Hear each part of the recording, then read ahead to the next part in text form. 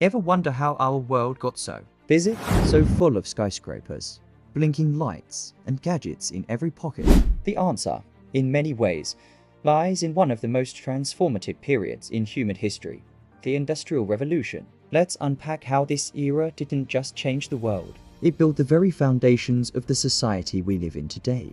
Before the mid-18th century, life was overwhelmingly rural. Most people worked on farms, their lives dictated by the rising and setting of the sun. But then, a series of incredible innovations, starting in Great Britain, began to ripple across the globe. The steam engine, pioneered by figures like James Watt, was a game-changer.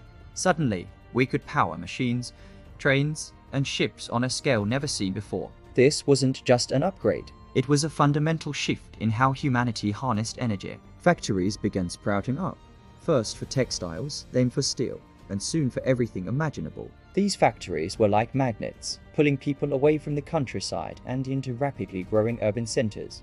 Imagine watching a small town like Manchester or New York explode into a sprawling metropolis in just a few decades. This was rapid urbanization in action. People flooded into cities searching for work and a new way of life. The very skyline of our modern world began to take shape during this chaotic, exciting period. This era was defined by its relentless pace of invention. It was a time of true genius and relentless curiosity. Think about Alexander Graham Bell giving us the telephone, forever changing communication, or perhaps most famously, Thomas Edison and his team perfecting the incandescent light bulb. Suddenly, darkness could be pushed back. Cities could operate 24/7, fundamentally altering the rhythm of human life. Work and leisure were no longer bound by daylight. These weren't just new products, they were tools that reshaped society's structure, allowing for longer workdays, safer streets, and a burgeoning nightlife. The Industrial Revolution also created immense wealth, but it was concentrated in the hands of a few.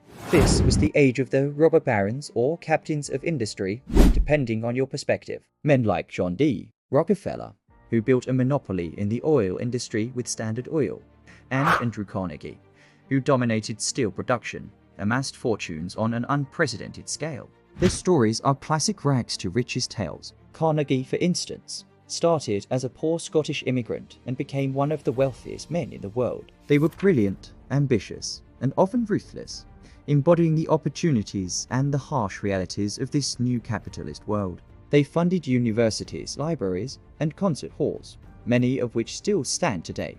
But their methods of crushing competition and controlling markets raised serious questions about power and fairness. For the vast majority, life was far from glamorous. The millions who flocked to the cities, including waves of immigrants from Ireland, Italy, Eastern Europe, and beyond, were searching for the American dream or its equivalent elsewhere. What they often found were grueling working conditions. People, including children, worked 12 to 16-hour days in dangerous factories for meager wages. There were no safety regulations, no weekends off, and no job security.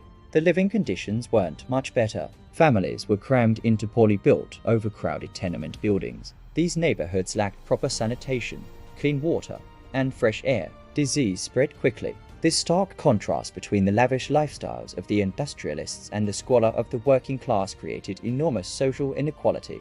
The gap between the rich and the poor grew wider than ever before, fueling tension and unrest. But out of this hardship, a powerful new force emerged, the labor movement. Workers began to organize. They formed unions to fight for their rights, demanding better pay, safer conditions, and an 8-hour workday. The struggle was long and often violent.